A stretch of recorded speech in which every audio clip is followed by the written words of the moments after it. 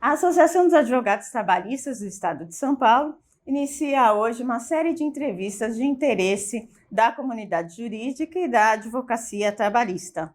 E nosso primeiro convidado não poderia deixar de ser um advogado de muita expressão, de bastante atuação no cenário jurídico, que é o Dr. Thomas Law. Hoje nós vamos falar sobre vários assuntos da esfera trabalhista, do direito, e também vamos abordar, como não poderia deixar de ser nesse contexto, a tragédia histórica, esse momento histórico de tristeza, infelizmente, que é a pandemia do Covid-19. O nosso entrevistado é advogado, especialista em Direito Civil e Processo Civil pela FAAP, especialista em Direito Penal Econômico pela GV Fundação Getúlio Vargas, mestrando em Relações Internacionais Econômicas pela PUC e também presidente do Instituto Ibrachina, onde aqui estamos, e que eu me sinto muito honrada de aqui estar, mais uma vez, o Instituto Ibrachina, que tem apoiado os projetos sociais e as atividades culturais da nossa Associação dos Advogados Trabalhistas de São Paulo. Eu aqui, mais uma vez, e de público, agradeço ao nosso presidente Thomas Law e ao seu irmão Henrique por todo o acolhimento que teve conosco no nosso Outubro Rosa, quando fizemos na Arena Ibrachina uma disputa muito frutífera, muito interessante, das advogadas, juristas, juízas de futebol.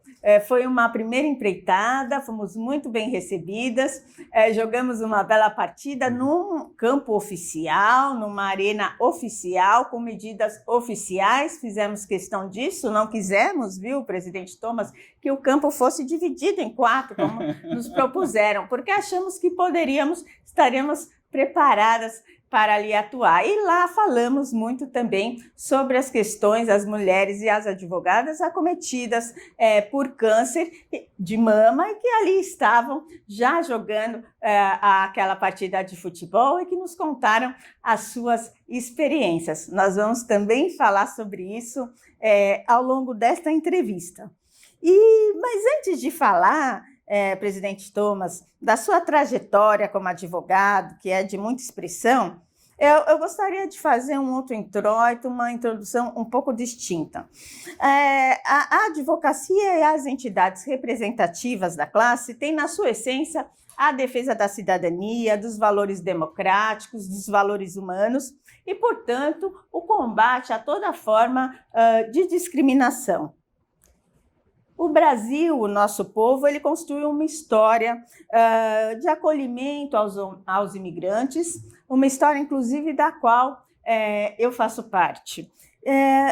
Entretanto, com a pandemia, tivemos uma onda discriminatória, ou temos uma onda, né, de xenofobia, o senhor vai me contar, e racismo, né, contra a comunidade asiática, chineses e também japoneses, por conta de deturpações, muitas vezes deliberadamente feitas, da falta de conhecimento, de informação sobre a Covid-19. Isso é algo que nos entristece, inclusive porque a associação recebeu muitas mensagens de advogadas e advogados de ascendência oriental, de origem oriental, que se sentiram preteridos no nosso dia a dia da advocacia. E não à toa, essa é uma das razões pelas quais eu aqui estou, porque a nossa entidade, ela não só é bastante atuante no combate a toda forma de discriminação, como também procura sempre salvaguardar todos os nossos advogados, as nossas advogadas. Então, eu gostaria que nos falasse um pouco deste momento e das repercussões da xenofobia, do racismo contra a comunidade asiática, tanto como o presidente do Instituto Ibrachina, quanto advogado. Obrigado, doutora Sara. É uma grande honra poder estar falando aqui com vocês. A associação já participou dos nossos eventos lá na Arena Ibrachina, na Moca. E é uma alegria poder conversar sobre esse assunto.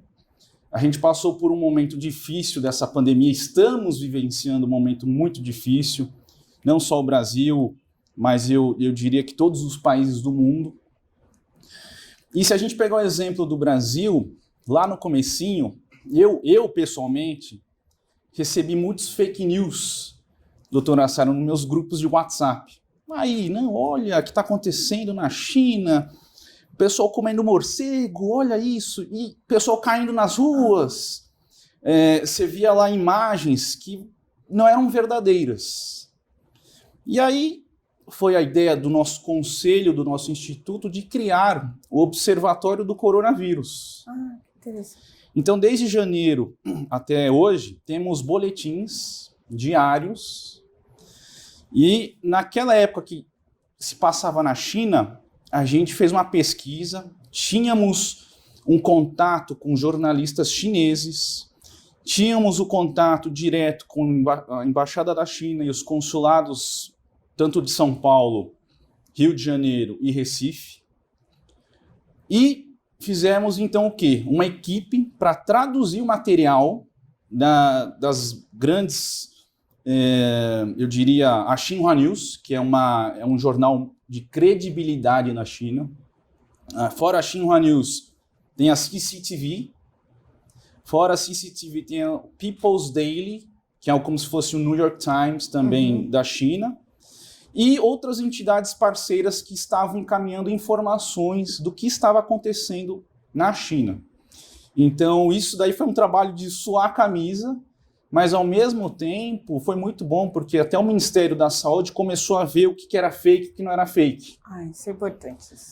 Então, começou a ter o selo do próprio site do Ministério da Saúde, isso é fake news, não vamos repassar, vamos retransmitir nos grupos de WhatsApp. Teve até um vídeo que, na época, o Mandetta, ministro da Saúde, fez, inclusive, ele encaminhou para o nosso instituto, falando desse absurdo de fake news e defendendo também a comunidade chinesa do Brasil, porque, assim, em São Paulo, temos a maior comunidade chinesa aqui em São Paulo. 80%? Eu diria, doutora Sara, que 80%, sim. E os 20% ou 30% em Recife, em Pernambuco. Olha. Então, e aí quando a gente começou a fazer o observatório, a gente criou também o canal de denúncias, racismo não. Muito bem. E é o que a senhora falou, doutora Sara. Muitos advogados ou pessoas na rua de origem oriental receberam ameaças, atos de... Físicas, inclusive uma menina descendente de japoneses do Rio de Janeiro encaminhou um pedido para nós e falou que ela foi agredida no metrô. Nossa, que barbárie. É um absurdo. E fora isso, inclusive uma amiga minha me encaminhou, eu acho que foi no comecinho da pandemia, ela trabalhava numa empresa na Berrini. E essa empresa na Berrini ficava, acho que no 6º andar, eu não sei exatamente do andar, mas o que tinha na placa do elevador? Chineses ou de origem oriental não poderiam entrar naquele elevador. Mas isso é demais. Deveriam se dirigir ao outro elevador. Veja que absurdo. Então, sim, são atos que sentimos aqui no Brasil, mas ao mesmo tempo, agora, passados esses meses, tudo, eu vejo que também a comunidade oriental está muito forte, eles se uniram, sinto. Vai ter um webinar amanhã, teremos um outro webinar com comunidades japonesas, a comunidade coreana e as chinesas. Eu nunca vi isso, doutora Sara, de unir... Isso é muito importante. De unir as comunidades. Sem dúvida nenhuma. E eu recebi também o cônsul do Japão aqui no nosso instituto, e ele me agradeceu, porque ele falou, nossa, eu estou acompanhando o trabalho de vocês, eu estou vendo que todo esse trabalho que vocês estão fazendo está também ajudando a comunidade japonesa, doutora Sara. Olha só. Então isso para mim já é muito gratificante. Esse observatório, Realmente é um programa que um registro importante, histórico, Sim. Inclusive, e necessário para depelar esses fake news que Sim. são realmente muito deletérios, né? Exato. E agora você vê que tem até a CPI dos fake news rodando.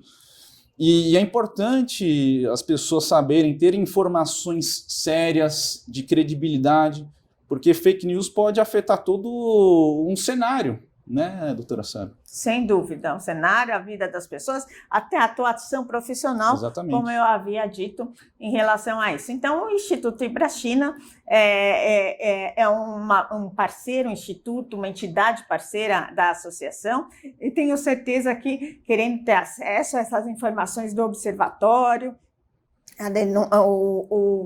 também a ferramenta para denúncias, né, dessas discriminações. O site, quem quiser entrar para verificar, é www.ibrachina.com.br e tem o Observatório do Coronavírus dentro do site. Excelente. Então, fica aí a dica. Nos diga uma coisa, presidente Thomas Law, de alguma forma, esta discriminação que nós vimos, me refiro a essa decorrente da pandemia, né? Não que não exista de outras esferas que sempre, muitas vezes, são subliminares e tudo mais, mas nosso Brasil é acolhedor e sempre os povos conseguem uma boa interlocução aqui. Mas, a partir dessa discriminação advinda da pandemia, dessa tragédia, houve alguma repercussão nas relações de trabalho? Há alguma concepção, houve alguma análise, houve algum desdobramento em relação ao trabalhador de origem asiática?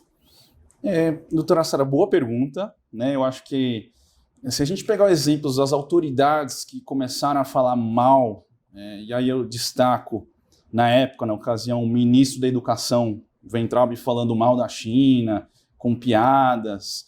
Isso, lamentavelmente, isso é ruim para as relações bilaterais Brasil-China num campo macro, doutora Sara. Eu acho que isso afetou muito, desgastou um pouco a relação comercial macro. Agora, na relação trabalhista do asiático, em geral, trabalhando nas empresas, o que eu já vi foi de um amigo japonês que tinha, por exemplo, ele tem lá, ele é o empresário, e o pessoal ficava com medo de ir, por exemplo, no restaurante dele. Isso é importante. Aqui, quando eu falo de relações de trabalho, tanto em relação a empregadores como empregados. Então, teve sim. Não me diga. O pessoal ficava com medo, mas o pessoal já conhecia ele há muito tempo. Mas eu acho que repercutiu muito até na esfera comercial, né? Eu acho que realmente o impacto da economia afetou todo esse... O primeiro impacto foi o serviço, né? Os bares, os restaurantes, e até hoje a gente sente isso, que agora está tendo a retomada da economia, mas, de fato, sim, é uma realidade. E isso aconteceu no mundo inteiro, né? Eu acho que nos Estados Unidos também teve muito ataques aos asiáticos no começo da pandemia. Agora a gente está vendo a mudança dos ataques também aos negros americanos. Exato. Então, na Europa teve também, que eu recebi da Itália, no começo da pandemia, que também foi para a Itália. Os asiáticos italianos também receberam ataques xenofóbicos, mas hoje, o que eu tenho visto no mundo, ontem mesmo eu falei com meu amigo brasileiro que mora na China, casado com uma chinesa, e ele falou que lá na China agora, praticamente é vida normal, e acho que para os dois países que não estão podendo entrar na China, que aí tem que fazer quarentena, tem que fazer tudo, os Estados Unidos e o Brasil. A América Latina.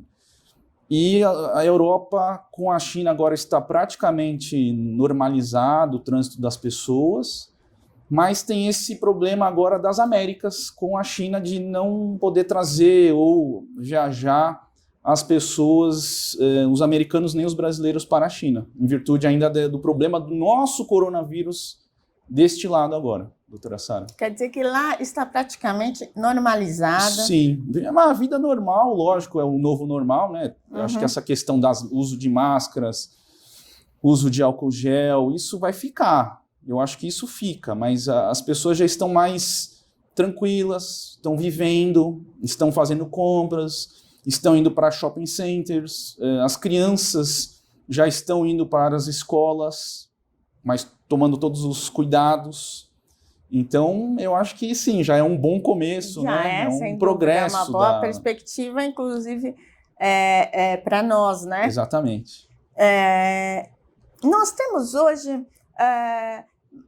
cerca de 380 mil chineses, e com ascendência chinesa no Brasil, seria mais ou menos esse o número? É bastante significativo, né? Sim, doutora Sara.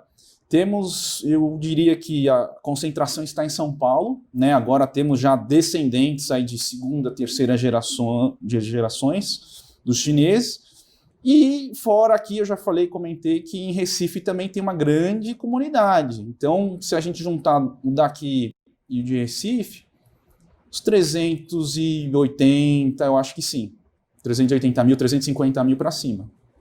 Interessante, né? Porque Recife sempre também nos recebe bem. Também temos uma grande comunidade judaica em Recife. Judaica também. Inclusive, quando da imigração para o Brasil, muitas levas foram direcionadas justamente para o Pernambuco. Nossa, que legal.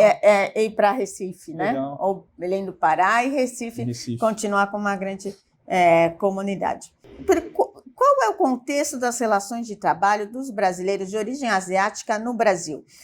Há algum nicho de maior atuação? Não sei se tem alguma atuação também na advocacia de maior impacto. E já aproveito também nesse gancho para perguntar sobre uma questão que surge agora de forma bastante significativa: o trabalho telepresencial.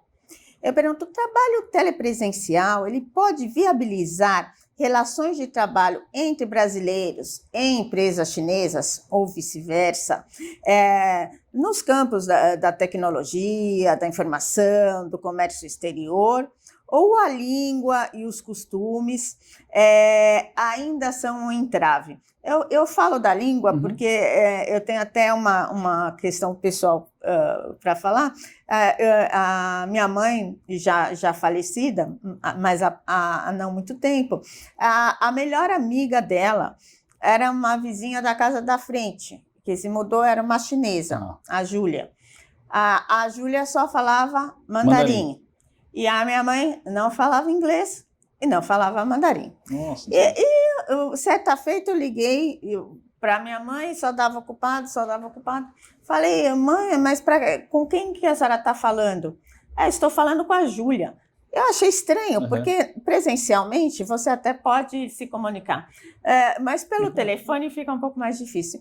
E ela sempre teve uma interlocução, não me pergunte como, pelo telefone, com aquela melhor amiga, Júlia, chinesa, inclusive seu marido, e também pessoalmente. Então, essa questão do entrave da língua, que sempre nos é perguntada, também eu acho que ela merece uma especial atenção. E já no que tem ao trabalho presencial, eu ainda pergunto, já há essa interação de alguma forma? Isso já acontece em algum aspecto? Boas perguntas, doutora Sara. Eu queria abordar também, já para iniciar, os investimentos chineses no Brasil. A gente tem muitas empresas chinesas no Brasil e muitos trabalhadores chineses de mão de obra muito qualificada vindo para o Brasil. Então, por exemplo, tem chineses com formação acadêmica, tem chineses com formação da administração, gestão, de universidades bem importantes da China, que estão trabalhando no Brasil. Porque a gente sabe que o agrobusiness brasileiro é um agro muito forte. A pauta de exportação do agro era de 33,3 3%, e agora, mês passado, fechou nos 40% já, doutora Sara. Então, a gente fala aqui em desemprego nas cidades, mas no agronegócio a gente tem emprego. É renda, é geração de emprego, geração de tributos. Então, eu acho que essa parceria Brasil-China, ela é muito relevante, está trazendo um superávit para o Brasil, a balança comercial é muito favorável ao Brasil. E aí, no ponto de vista da internet, né, dessa inovação, eu vou até falar um pouquinho do blockchain, que é o que a China está usando muito agora. Com essa pandemia, isso tudo se acelerou, né? A gente tem lá, por exemplo, várias plataformas chinesas que ajudam até a combater o coronavírus. A Tencent, que é a maior operadora que detém o WeChat, que é como se fosse o WhatsApp no mundo, eles têm plataformas para telemedicina, por exemplo. Então, você que está com algum problema, você já aciona no seu celular, no smartphone, o próprio aplicativo da Tencent, ele já te fala quais são os seus sintomas. Aí você fala, o meu sintoma é isso, isso, isso, ele já te dá um direcionamento. E aí depois já vem a Didi. A Didi é como se fosse uma Uber na China, e o motorista já vem preparado para levar o paciente direto para o hospital. E já tudo com aquela, diria, com acrílico, tudo protegido contra o coronavírus. Então, respondendo a sua pergunta em relação à internet, à telemedicina, às relações de trabalho virtual, sim, ele está muito dinâmico, né? A gente está recebendo agora uma parceria do nosso instituto com a Universidade de Pequim para os cursos online de mandarim. Ah, que fantástico! Então, você vê que a relação contratual do professor é realmente mostrar das aulas via internet, doutora Sara. Então, você vê como está sendo a evolução. Vou te dar um exemplo, que é a minha tese de doutorado na PUC São Paulo, sobre a questão da proteção de dados. Então, vou fazer aqui uma retificação, que eu falei mestrando, é doutorando, sim, né? Então, eu faço aqui uma retificação nesse sentido. Eu tinha visto mesmo que eu estava na dúvida, mas já havia sido comunicada que estava no doutorado, né? Doutora Sara, eu vou fazer a defesa da banca agora em setembro online, né? Então, já para mostrar que a gente está no mundo virtual. E a minha tese, eu vou até só fazer uma breve explicação da questão da proteção de dados na China. Porque é uma lei de 2017, foi promulgada em junho, já está em vigor. E o que acontece com essa proteção de dados que o Brasil agora foi sancionado, mas está no processo de vacatio legis, e só com a pandemia vai se estender até o ano que vem, 2021, né? Maio entra em vigor, e as sanções da LGPD só em agosto, que são as multas e advertências. Só que o que a China está fazendo que o Brasil, eu acho que não sei se outro lugar do mundo, eles ainda estão pensando nessa plataforma eletrônica. Se você tiver o banco de dados na China e você não transferir esses dados, você ainda está na esfera da lei chinesa, né? Aqui tem a lei brasileira. Só que eles criaram um blockchain onde esses dados ficam encriptados. E aí, quando sai daqui, ele está numa nuvem em que ninguém pode ter acesso. Apenas a pessoa com um código. Então, a China também, por um lado, está se prevenindo com base na lei, com a autorregulação do compliance, e também uma parte de tecnologia para proteção de dados, doutora Sara. Muito impressionante. E tem um curso de graduação de blockchain nas universidades chinesas, no Tsinghua University e na Peking University. Então, assim, é um negócio muito interessante. E imagina você fazer um curso de graduação de blockchain. Nossa, olha, uma dica importante, fantástica, e dois pontos que estão realmente em alta para os nossos associados e associadas que sempre querem saber, que não pode não saber e não estar atualizado, que é a Lei de Proteção de Dados. Exatamente. E Compliance, né? Exatamente, doutora Sara. E para complementar, o que a China tem hoje, na verdade, é o Big Data, né? Eu diria que os dados essenciais de empresas, empresários, consumidores, isso tudo está numa grande rede hoje. E se você me perguntar, Thomas, como é que está a inteligência artificial da China? Eu diria que a maior inteligência artificial fica na China, doutora Sara. Por quê? Pela quantidade da população chinesa e pela quantidade de dados que as plataformas estão colhendo. E aí eu dou exemplo. Eu tive o ano passado na China e fui numa startup de café. Uma startup chinesa chamada Luckin Coffee. Mal eu entrei na loja, meu celular já tinha um aplicativo, como se fosse um chamativo, ó, abra aqui, você vai ganhar um café de graça, você vai... Aí eu abri e ganhei um café de graça. Nossa. Paguei sem usar o meu cartão, sem dinheiro, foi pelo aplicativo. E aí ele fica registrando assim, o Thomas gosta de café com leite, gosta de comer um croissant.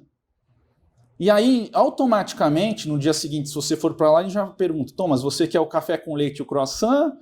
Ele já te dá essa opção de você apertar um botão para aquele pedido que você gosta. Que fantástico! Então, quer dizer, estamos muito à frente lá na China no que diz respeito a essas novas tecnologias, a inteligência artificial. E quando me fala de inteligência artificial, eu sou obrigada a perguntar, não posso deixar, porque senão também nossos escritórios de advocacia aí não vão me perdoar. Nós temos hoje aqui no Brasil uma realidade em que temos grandes escritórios de advocacia e alguns poucos que usam inteligência artificial.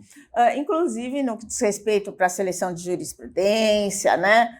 Até para a feitura de algumas peças.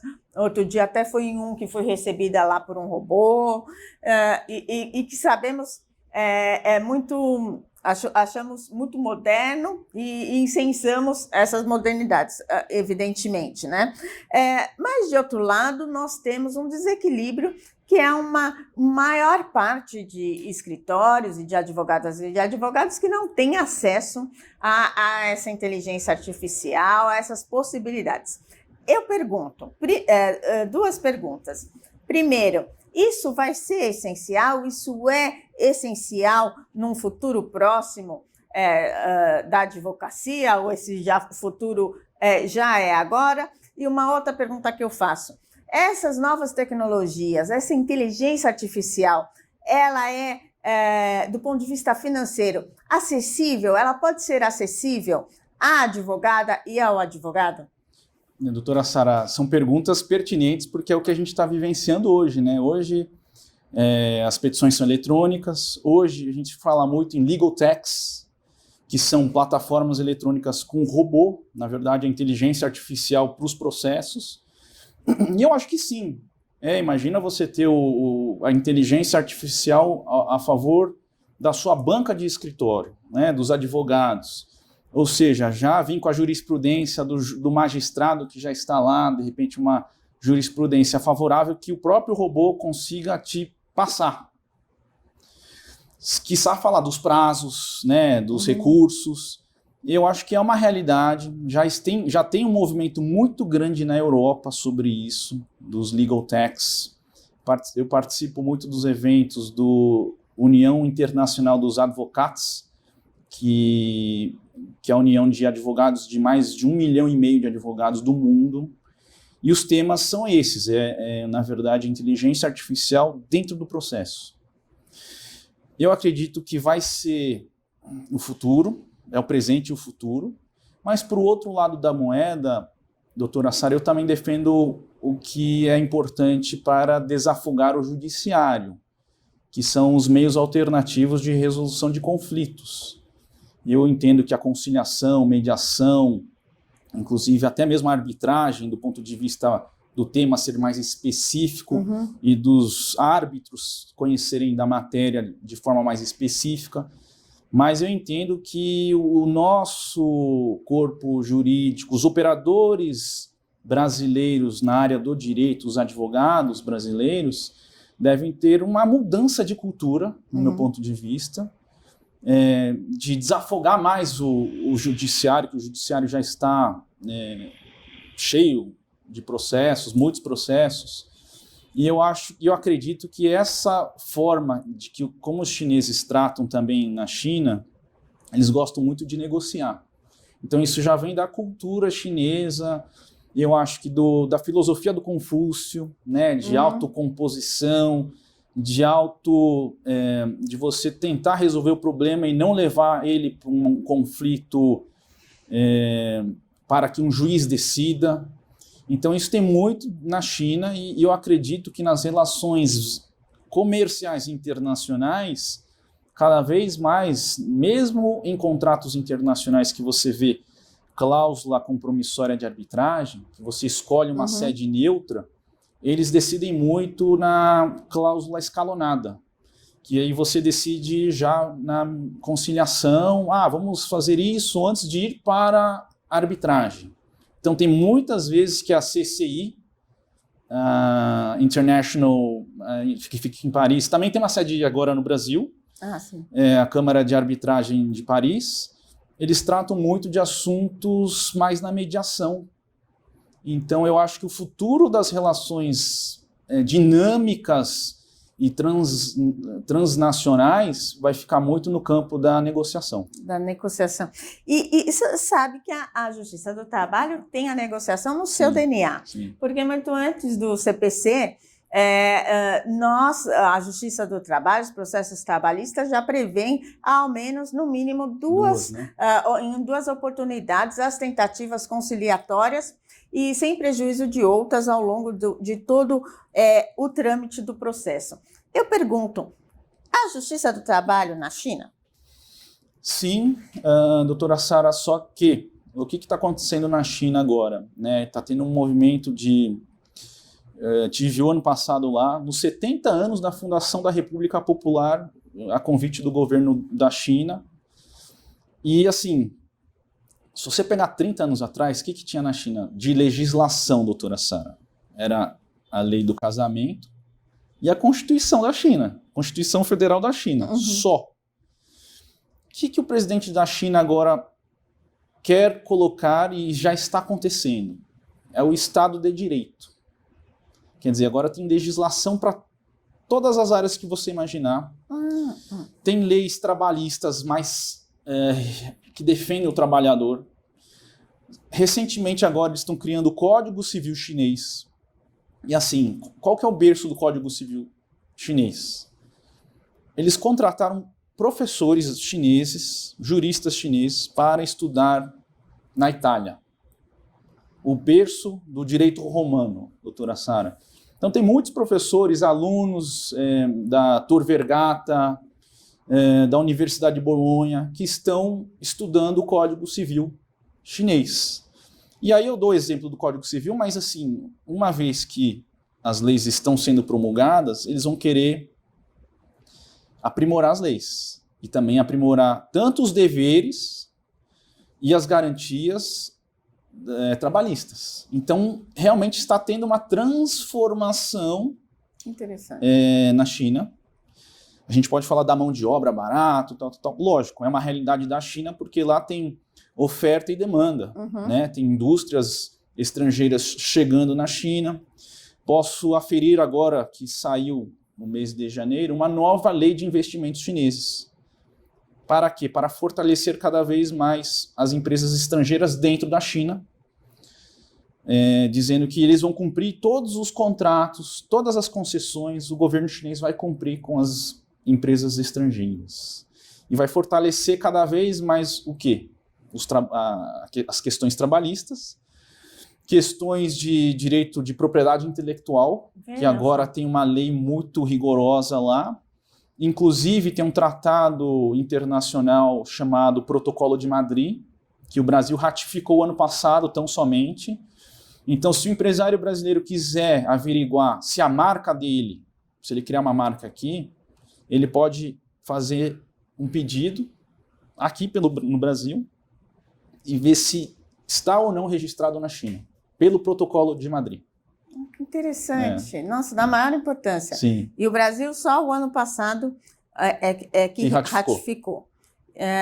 Inclusive, essa nova toada de regulação de regramentos trabalhistas na China, que você nos traz, é da maior importância, né? Porque mostra um alto momento, né?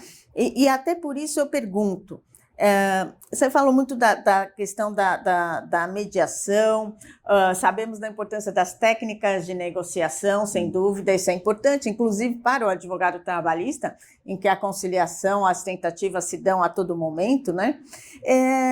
Mas estamos também, muito se fala aqui, tem se falado, poderia até se falar mais, mas tem me sido caro esse tema da justiça restaurativa, que meio que se aproxima dessa questão da tentativa da mediação, da conciliação, da composição, né? A justiça restaurativa que traz uma nova modalidade de resolver conflitos e também para que a outra parte se sinta, vamos dizer, acolhida, né?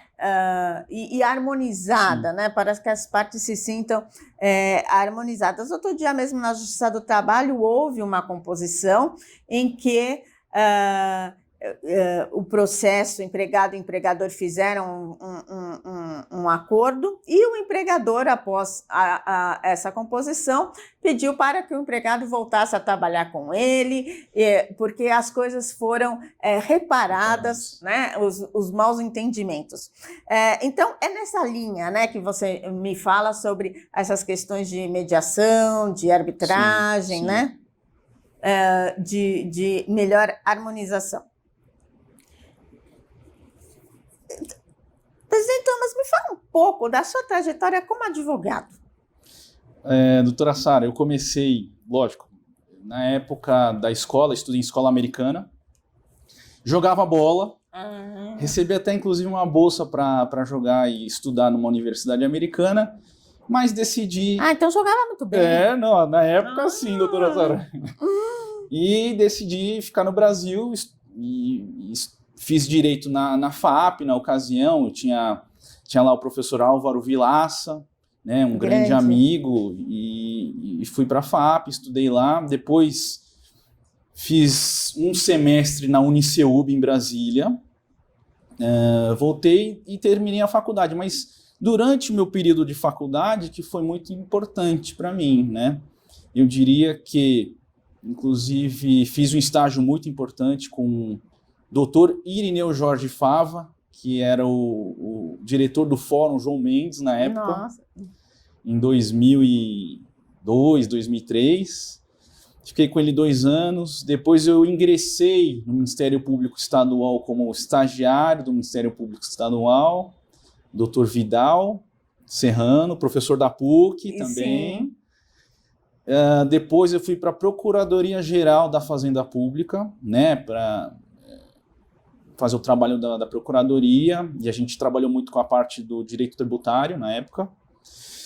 E a minha vontade também era ingressar na parte criminal, então também passei no concurso da Procuradoria do Estado, que era antes da Defensoria, e aí depois entrou a Defensoria, fiquei mais 1 ano na Defensoria, fazendo júri, petições, defesa para todo o pessoal dentro da Barra Funda, né, que ficava dentro da Barra Funda, junto com a doutora Marili.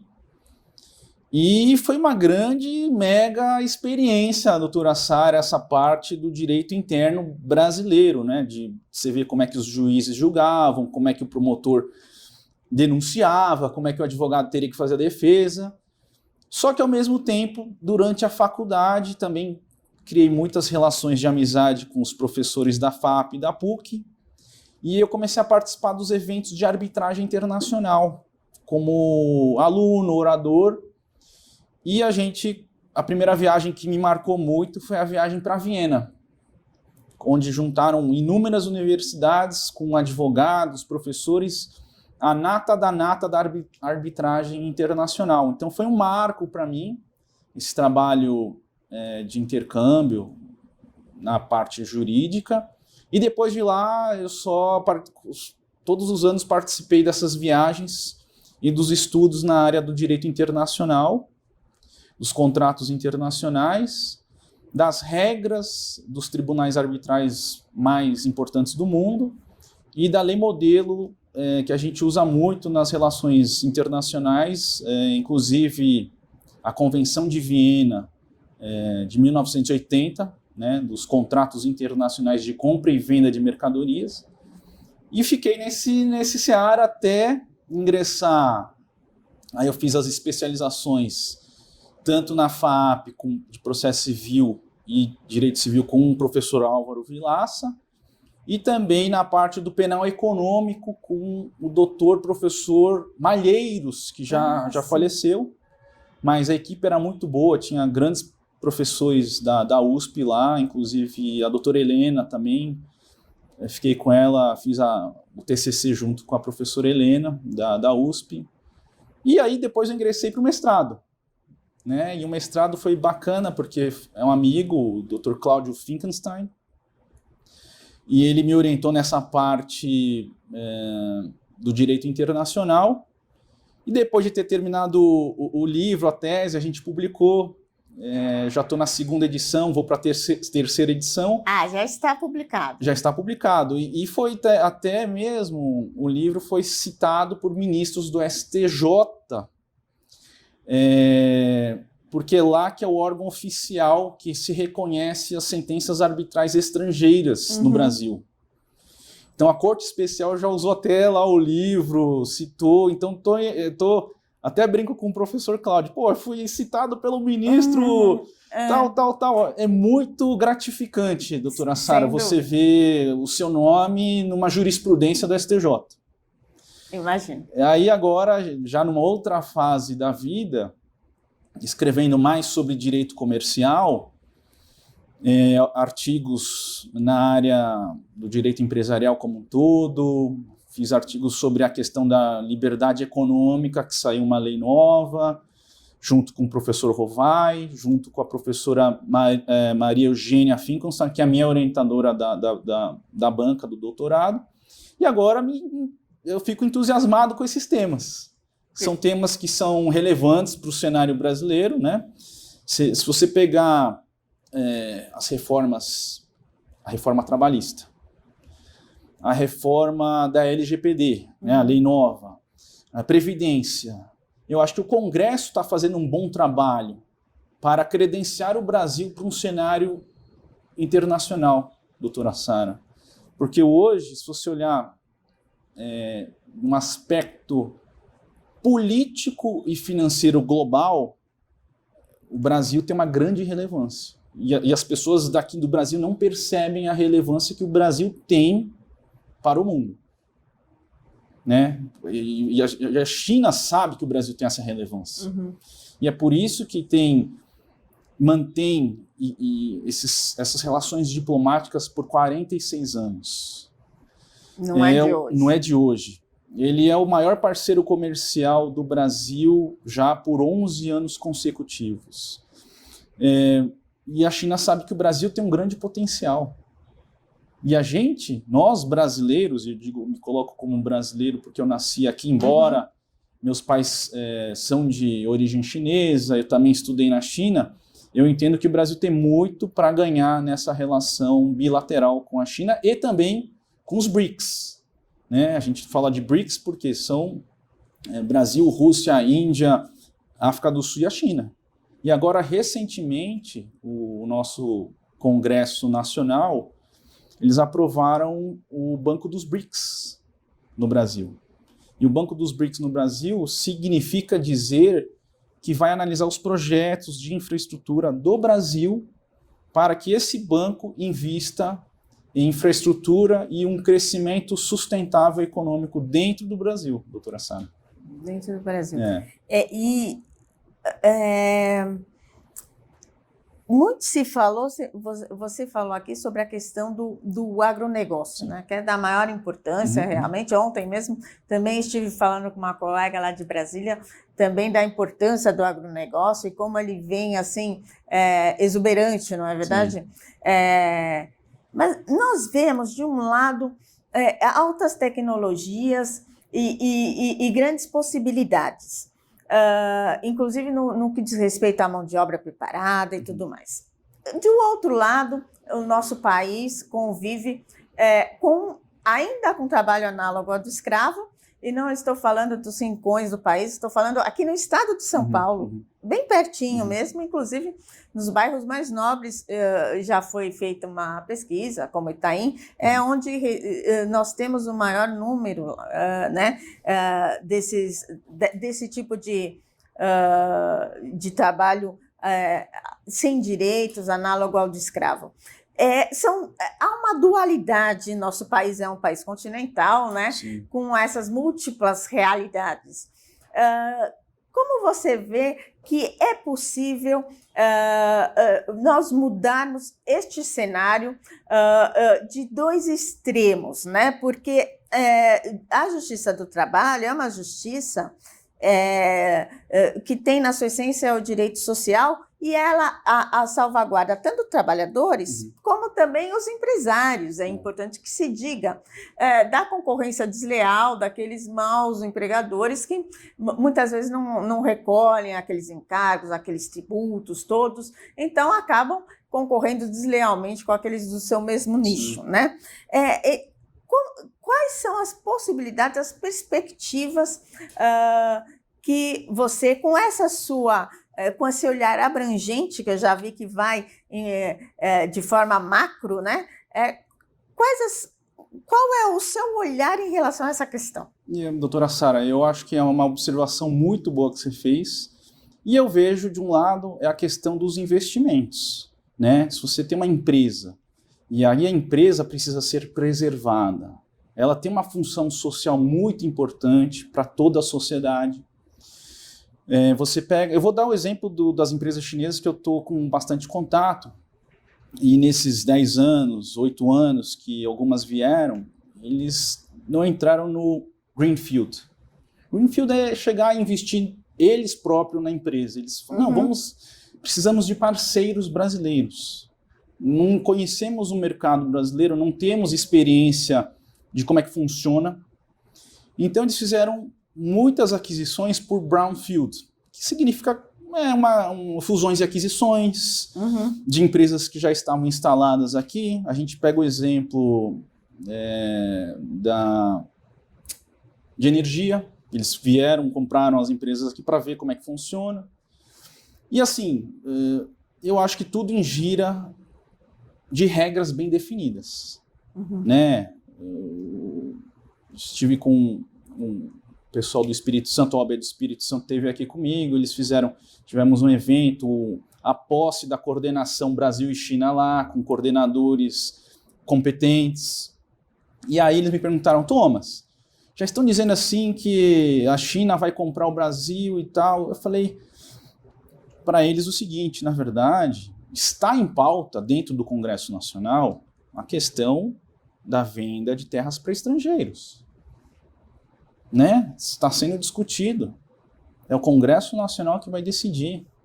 E assim, doutora Sara, eu entendo o seguinte, se você colocar regras bem definidas para investidores, isso vai gerar economia, vai gerar crescimento para o país e vai gerar lucro e rentabilidade para todo o Estado. Vamos pegar os Estados Unidos. O que os Estados Unidos está fazendo?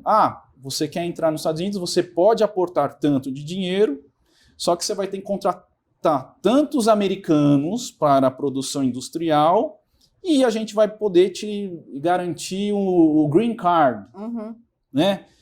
E esse modelo americano é um modelo vencedor. Você pega o modelo português de investimentos que eles abrem lá para os estrangeiros comprarem imóveis, e aí durante um período de 5, 6 anos você tem a carteira de residência, você tem que voltar lá a cada 1 ou 2 ou 3 anos, Só que isso daí faz com que o país tenha rentabilidade, gira a economia, tenha turismo. Eu acho que o Brasil pode fazer isso. O Brasil tem condições de se fazer isso. E isso vai afetar tudo. Porque se a gente falar de turismo, doutora Sara, o que vai impactar? Em serviços, hotelaria, transporte, mobilidade. Isso vai gerar renda e emprego para todos dentro de uma sociedade. E é uma sociedade que o Brasil vive, que uma população de mais de 220 milhões, é fundamental. É fundamental. É fundamental. Nós tivemos o comércio fechado por muito tempo, né? Muito tempo. Os shoppings, nós temos a atuação de algumas franquias, né, que não puderam aí atuar, tivemos fragilização de empresas, né, indústrias, né? O que foi esse momento para o comércio e quais foram as consequências e quais podem ser as repercussões e como pode se dar essa retomada? Quer dizer, esse período de fechamento que foi importante por conta de todas as questões aí sanitárias, de segurança e tudo mais, o que isso representou nesse nosso cenário comercial e também de relações de trabalho, né, tanto em relação ao empregador como ao empregado? Doutora Sara, você vê que desde o começo da pandemia afetou diversos setores, praticamente todos os setores. Como shopping, né? Você pode imaginar, né? As mulheres também que gostavam de comprar também, minha esposa não pôde comprar, ficou em casa. Teve um crescimento no online, nas compras online, né? Isso teve, aumentou também as reclamações no Procon das compras online, então também tem esse cenário. E você vê que o Estado, eu diria que o Paulo Guedes agiu, eu acho que no momento certo, na questão dos trabalhadores, daquela questão do governo ajudar em 50%, do empresário pagar os outros 50%, aí depende da jornada de trabalho. Isso sim foi muito positivo, acho que o governo federal agiu num momento importante. Eu acredito muito na liberdade econômica, doutora Sara, que o empresário consiga trabalhar, né, fazer negócio, investir. Agora, em momentos excepcionais, em momentos de pandemia, por exemplo, como essa, calamidade pública, o Estado tem que agir. O Estado tem que agir, tem que dar o auxílio, tem que ajudar. E, assim, criaram também as sociedades simples de crédito, né, que, de repente, as pessoas podem, com capital de 3 milhões, fomentar o crédito perante microempresas, pequenas de médio porte, para que a economia gire. Então, é óbvio que o impacto foi gigantesco. O PIB do Brasil diminuiu, né? Alguns economistas falam que diminuiu 4%, outros menos 5%. A gente não sabe o número exato, doutora Sara, mas a partir do momento que a economia vem gradualmente retomando, a gente tem a abertura dos restaurantes, dos shoppings, mesmo que seja em horário reduzido, pelo menos isso já ajuda o empresário a acreditar na retomada econômica. Eu acho que muito do que o empresário precisa é resgatar a confiança. Houve aquela negociação entre uma negociação efetiva entre shoppings e os locatários para transpor esse momento? Foi possível esse diálogo? Eu sei que o Abrace trabalhou muito para falar com os lojistas, para falar tanto com a prefeitura, para ver os horários de funcionamento, né, os horários que poderiam ser estendidos. A gente também faz parte da APEC, Associação Paulista dos Empreendedores do Circuito de Compras, da região central de São Paulo, e eles também fizeram um trabalho de reuniões virtuais praticamente nessa pandemia toda para ver a flexibilidade dos horários, doutora Sara. E assim, se a gente diminuir o horário de 4 horas, será que não vai aglomerar mais gente? Essa era a pergunta. Né? Será que se a gente estendesse mais o horário, ficaria mais tranquilo para os consumidores? Me faço essa pergunta também. Então, assim, são questões que agora, nesse momento, eu diria que todos os dirigentes de entidades, os lojistas, teriam que sentar para pensar e falar, o custo de se abrir a loja do período de tal a tal é o mesmo custo de se abrir a loja do período mais da manhã para a tarde. Será que não é hora da gente estender esse horário? Então, eu acho que, assim, tem perguntas aí que a gente precisa, os dirigentes precisam sentar junto com a Prefeitura de São Paulo para essa tomada de decisão importante, porque afeta toda a coletividade, né? Se você falar, Thomas, vai fechar os restaurantes vão até 10 da noite. Quer dizer, será que os restaurantes ou os bares vão conseguir ficar? Vão se sustentar nesse horário reduzido? Ou o bar vai abrir às 5 da tarde. Será que você não vai colocar as pessoas que estão trabalhando para beber nos bares às 5 da tarde? Ou praticamente você não vai colocar mais ninguém nos bares? Então ficam algumas questões, doutora Sara, aqui. A própria sociedade civil vai decidir, mas em conjunto com os órgãos públicos e os órgãos sanitários. Como aquela questão do não uso de veículo que a prefeitura fez no primeiro momento e depois viu que não era o caminho, talvez possa se dialogar também nesse sentido de ampliar e elastecer, não é? Eu estava falando com o pessoal da CGTN, que é uma televisão chinesa, né, Global Chinese Television Network, e um dos jornalistas falou para mim, Thomas, agora trials and errors. Significa dizer, agora todas as nações, todos os países vão testar o que vai funcionar, o que não vai funcionar. Vai ser tentativa e erro. Né? E em São Paulo, a questão do rodízio placa par, placa ímpar, não deu certo, doutora Sara, porque aglomerou mais gente nos metrôs, no transporte público, no ônibus. E não é todo mundo que tem 2 carros com placas par e ímpar também. Então, tem essa questão muito importante. Pega um exemplo do meu irmão, que ele tem 2, 3 carros, mas as placas eram assim, para evitar o rodízio de um dia. Ele não tinha, era tudo placa par. Então, e a esposa grávida. Imagina se ele tivesse que levar a esposa para o hospital e tomasse a multa. Então, assim, eu acho que é muito... E eu acho que a Prefeitura de São Paulo já está progredindo muito em relação a, por exemplo, os funcionamentos dos shopping centers, das lojas de rua, da construção civil. Eles estão exigindo, por exemplo, para que as pessoas entrem nos estabelecimentos comerciais, a medição de temperatura, os totens de álcool gel, o lojista obrigatoriamente tem que ter o álcool gel na loja, de fácil acesso, não pode aglomerar pessoas dentro dos elevadores, tem que ter uma distância nas escadas rolantes. Então, assim, eu acho que está sendo construído, mas eu acho que, obviamente, que a comunicação tem que ser constante com as associações, sim, as classes e todos os empresários, que aí eu falo que os empresários são os grandes heróis do nosso país, e quem trabalha, porque tudo faz parte de uma cadeia produtiva, doutora Sara. Verdade.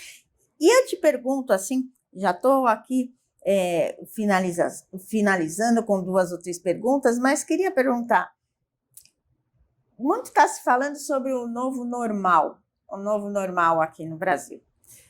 E lá na China, em contrapartida, já houve a transposição desse momento. Lá existe um novo normal? Nós teremos aqui um novo normal? O que é isso? E se nós temos que nos preocupar com essa nova concepção? Ou se há a possibilidade de nós voltarmos ao status quo anterior, ao que éramos antes dessa tragédia? Doutora Sara, eu tive com meus amigos na China, inclusive a gente tem parcerias com algumas cidades chinesas, Xiamen, o Ministério da Exteriores de Xiamen, e eu estava falando com o secretário de lá e ele falou, Thomas, essa pandemia fechou muitos empresários realmente quebraram nesse primeiro momento, porque não aguentaram ficar de portas fechadas durante 3 meses na China. Então, se você pegar a mesma linha que está acontecendo na China, na Europa, nos Estados Unidos, o Brasil também está passando por essa dificuldade, doutora Sara. Você vê que tem muitos pedidos de recuperação judicial, você vê grandes empresas, muitos imóveis vazios, inclusive aqui na área dos jardins. Muitos. Então, isso tudo está afetando. Esse é o novo normal, que a gente não quer que seja o novo normal. Mas eu diria que as pessoas vão ter que se reinventar, os empresários vão ter que se reinventar, vai ter que ter um trabalho, não só o físico, presencial, mas vai ter que explorar muito, muito, muito hoje as redes sociais. Eu diria que é uma comunicação com o seu cliente de modo virtual, venda no comércio eletrônico. Eu acho que isso daí também faz parte hoje do dia a dia. E esse novo normal, infelizmente, eu estou vivenciando isso, você está vivenciando isso, a comunidade, eu tenho 3 filhos, né? Eles estão em casa e estão tendo aula online. E assim, a minha esposa está lá com eles orientando, mas não é a mesma coisa. E a gente vai ter que enfrentar, eu diria que tem que empoderar mais os nossos professores. A gente tem que dar uma carta branca para que os professores ajam também, os pais, as famílias se unem. Eu acho que para superar toda essa crise, essa pandemia, obviamente que a gente pensa em saúde em primeiro lugar, mas também a retomada da economia de modo gradual e passando esse ano de 2020, que é um ano teoricamente perdido, doutora Sara, em 2021 retomar aí com as nossas viagens internacionais, as missões, os intercâmbios das empresas brasileiras com as empresas estrangeiras. Eu acho que é o nicho que deve ser construído, porque já foi construído antes. Eu acho que tem que manter isso, porque você aprimorar essas relações, eu tenho certeza que o que tem nos Estados Unidos, o que tem na China, o que tem na Europa, a Europa precisa do Brasil, o Brasil precisa da Europa, o Brasil precisa dos Estados Unidos. Eu acho que o mundo é tão globalizado e o comércio mundial, ele é um indutor da paz. Né? A gente está falando muito, nossa, guerra comercial, mas eu entendo que o importante as regras do OMC, né, a Organização Mundial do Comércio. Acho que isso daí é importante para regular as atividades e dar mais valor aí para os países desenvolvidos e também subdesenvolvidos. E do ponto de vista da advocacia, da advogada, do advogado, nesses novos tempos, nesse novo contexto, qual que é o seu olhar? O que você diria para a advogada, para o advogado trabalhista, você que tem uma bagagem no cenário internacional, inclusive em relação às novas relações de trabalho, né, que estão surgindo em razão das novas tecnologias, as plataformas, crowdfunding, quer dizer, são novas perspectivas das relações de trabalho. Quer dizer, para a advogada, para o advogado, para a advocacia no geral, quais seriam os melhores direcionamentos, as melhores expectativas, por exemplo, do ponto de vista internacional? Quais são os países que têm uma maior interlocução? O que você pode nos trazer nessa esfera? Doutora Sara, eu acho que assim, a advocacia, eu sou advogado, eu adoro a minha profissão, eu amo a minha profissão, e é uma profissão difícil, né? Porque exige muita dedicação, muito tempo de pesquisa, tempo de estudo.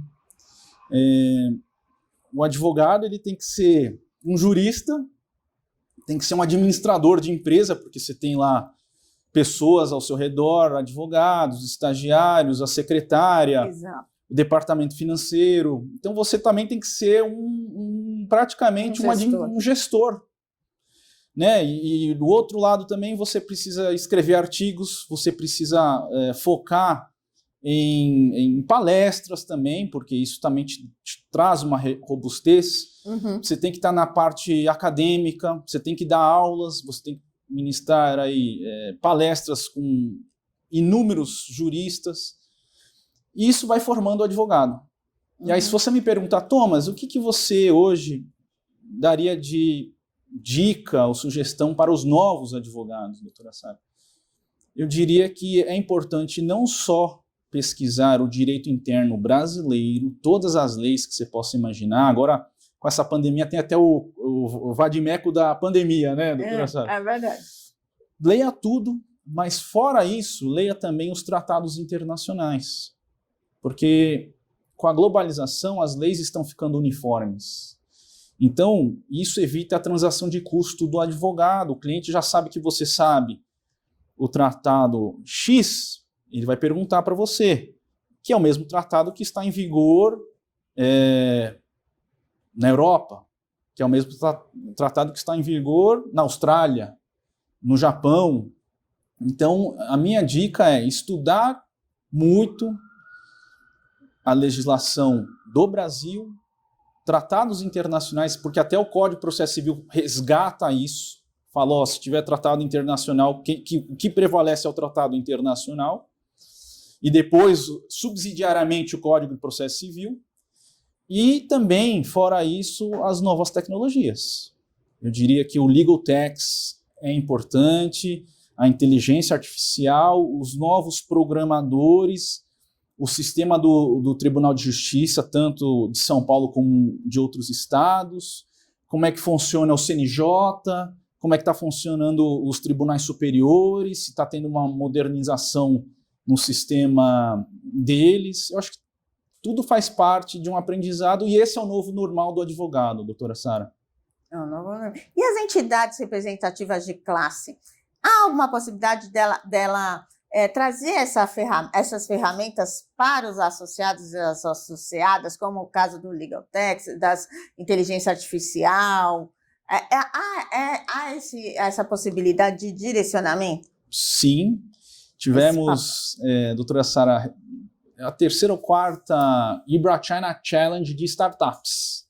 Fizemos ontem com a iGlue Network, que é uma incubadora, né, que fica as startups.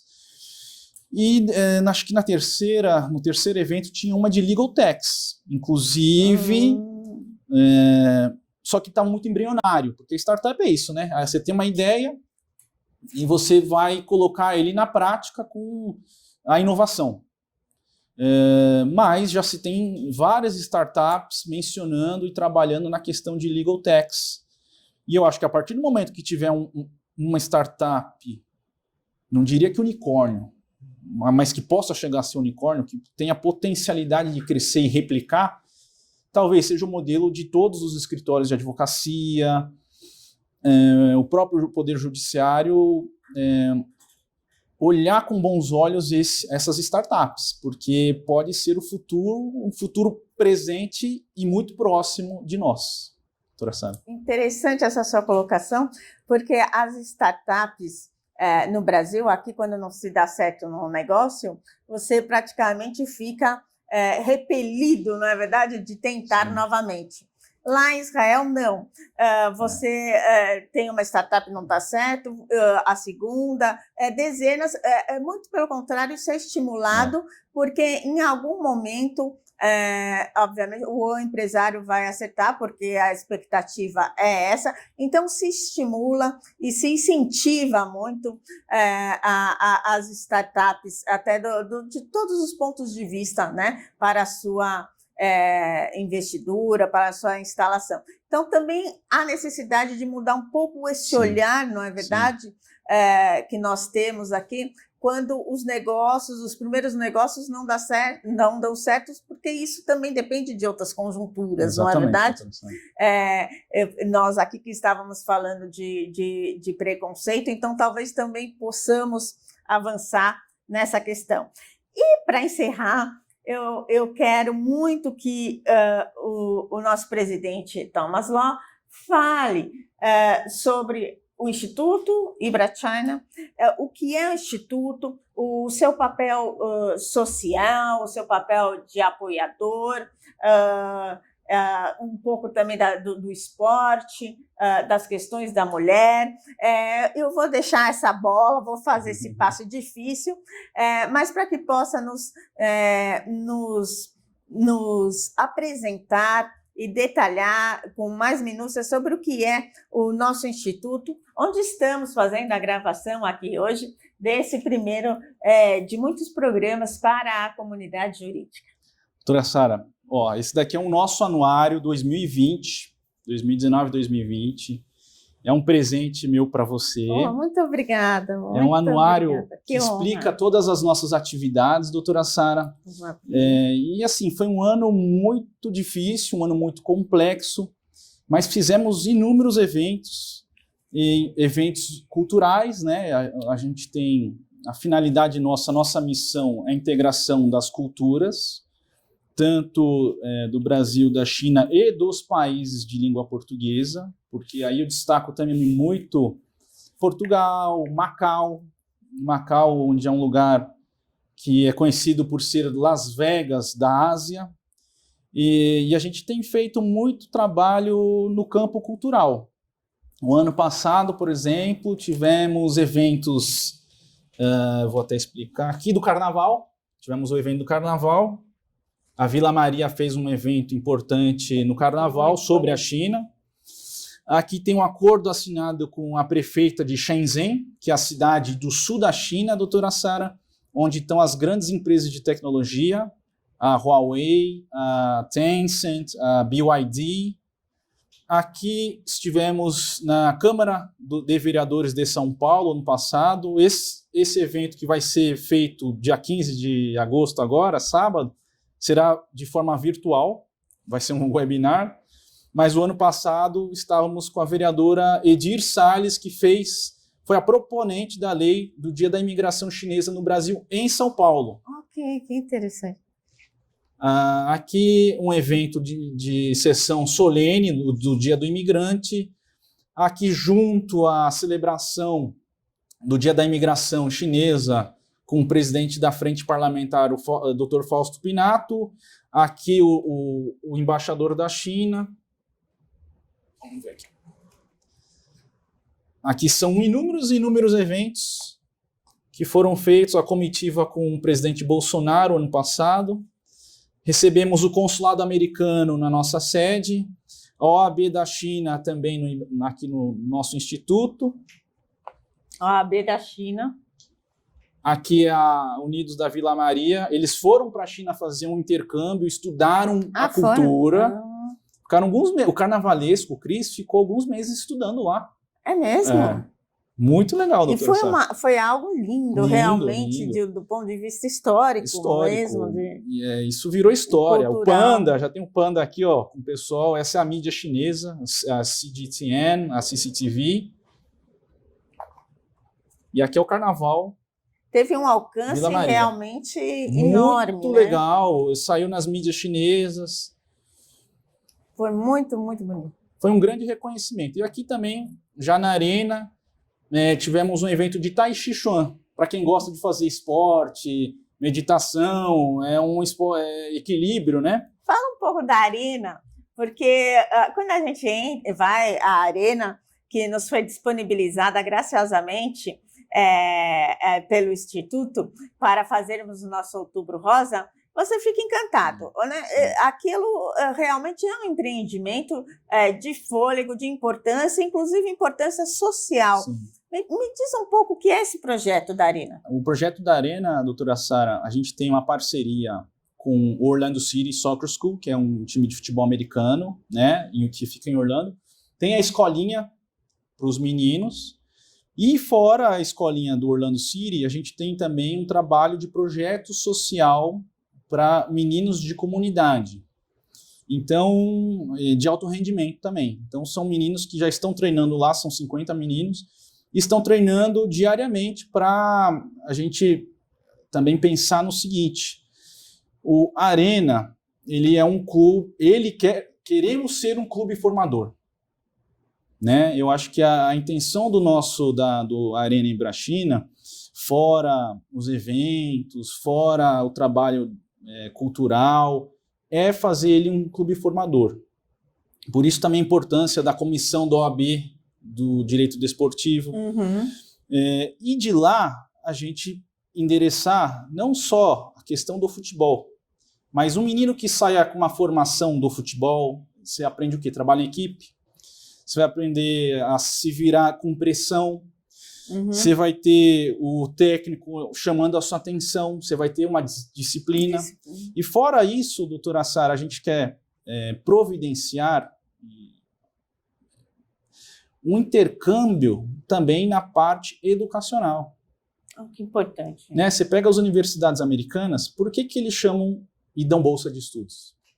Eu tive a bolsa de estudos. Dos esportes, sem dúvida. Mas eu tive o privilégio de estudar em um colégio americano. Né? E aí o olheiro da universidade vai falar, o Thomas tal, vai ter bolsa de estudos.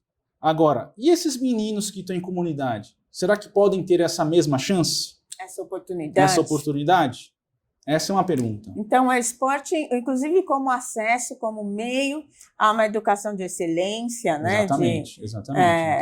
Nós tivemos no nosso congresso de Direito Desportivo, da AT com a Comissão de Direito Desportivo da OAB, uma apresentação no início de esgrima, com os campeões mundiais, e o Clube Paulistano, né, nosso Clube Paulistano, foi através do Clube Paulistano, nos falou na oportunidade sobre o projeto com as crianças da comunidade Paraisópolis. Sim. E vieram os esgrimistas pequenininhos, 4, 5, 6 anos, que também fizeram uma apresentação de excelência. Mas nós não podíamos imaginar que o Clube Atlético Paulistano tivesse esse projeto, não fosse o contato, jamais saberíamos. Sim. Até porque se imagina, e é verdade, que a esgrima é um esporte caro, sim, é um esporte, né, que exige algum investimento. E tem sido muito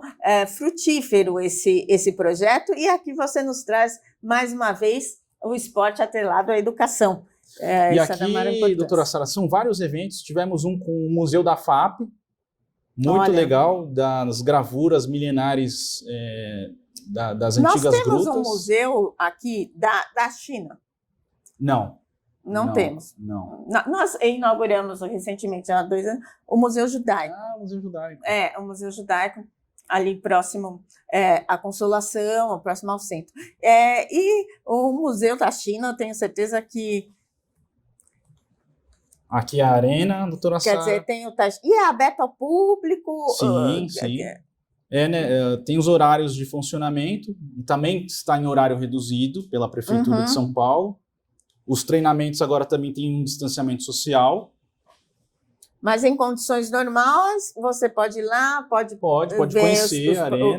Conhecer, ver os esportes disponíveis. Aqui também é um evento de Kung Fu, com a escola de Kung Fu e a dança do dragão. Muito legal. Aqui foi o Ano Novo chinês, no começo do ano. Um video mapping na Avenida Paulista. Ano do Rato esse ano. O Ano do Rato. O ano difícil, o ano do rato. Já se despontava por uma dificuldade, né? E aqui são vários. Aqui também do ministro Caputo, da NDD. Foi um evento via webinar que fizemos. E aí são inúmeros, né, doutora Sara? Então, aqui fica o nosso agradecimento ao Instituto Ibrachina, ao nosso presidente Thomas Law, que é advogado, que é um parceiro da Associação dos Advogados Trabalhistas do Estado de São Paulo, que sempre tem um olhar aqui para as entidades representativas da advocacia, muito atuante, e que nos recebe hoje, na data de hoje, para esse programa inicial. Muito obrigada, presidente Thomas, foi uma honra. A sua trajetória no direito e na advocacia, eu tenho certeza que vai ser de muito incentivo para todos que estão começando, porque vejam vocês que não foi uma trajetória, foi uma trajetória permeada de muito estudo, de muita dedicação, de atuação em várias esferas, né? E agora doutorando já para defender a sua tese agora em breve. Então, parabéns pelo seu olhar humano e por essa parceria que tem com a comunidade jurídica. Obrigado.